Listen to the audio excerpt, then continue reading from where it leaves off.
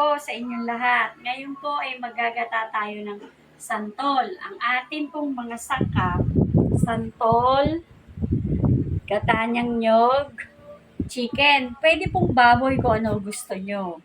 Sibuyas, bawang, siling panigang, siling labuyo, at ternuhan natin ng pritong talapia. Nor cubes, at saka po patis, blender. Ibe-blender po natin ang balat ng santol, aalisin po natin ang buto. Hihiwain po natin ang maliliit, tsaka po natin isasalang dito sa blender. Ngayon po, nahiwa ko na po ng maliliit ang santol, inalisan ko na po ng buto. Ngayon, ilalagay na po natin sa blender.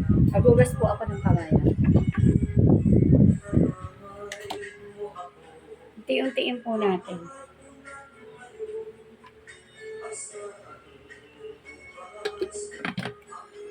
Natin ang santol. Lagyan po natin ng konting tubig.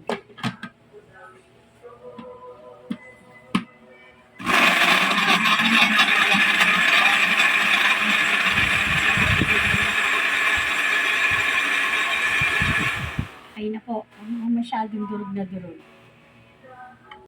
Yan na po kinalabasan ng pag-blender. Ngayon, lalagay po natin yan sa tubig na may asin, tsaka po natin pipigayin ng 3 beses. Lagyan po natin ng asin ng tubig. Tsaka po natin ilagay yung inano natin santol, binilender. 3 beses o 4 na beses yung pipigain para maalis po yung asim.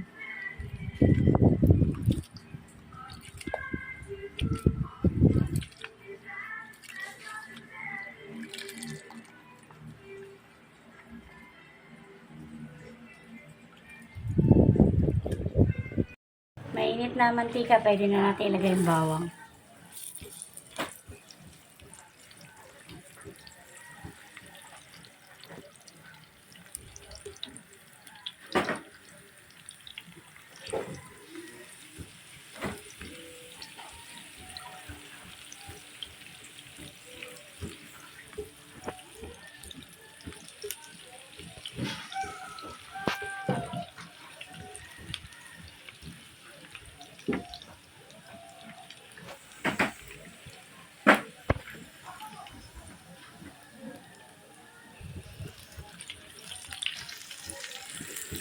Sinugan natin ang sibuyas.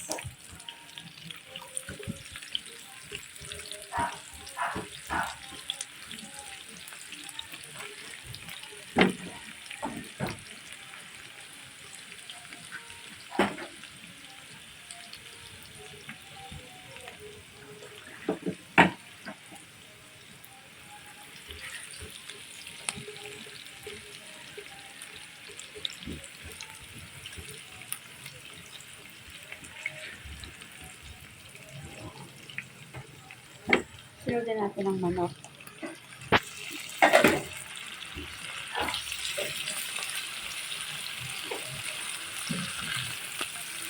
Prito-prito po natin ang manok. Hintayin natin maging light brown. Okay na, luto na yung ating chicken. Lagay na natin ang piniga natin santol.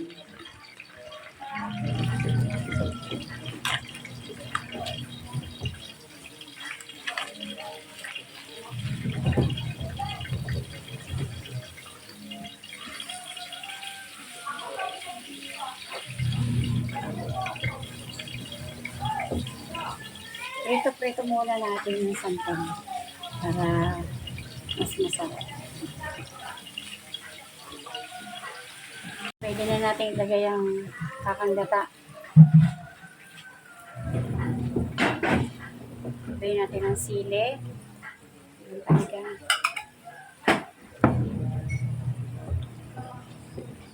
Nor cubes. Ayan natin kumulo. Lagyan na po natin ng paminta.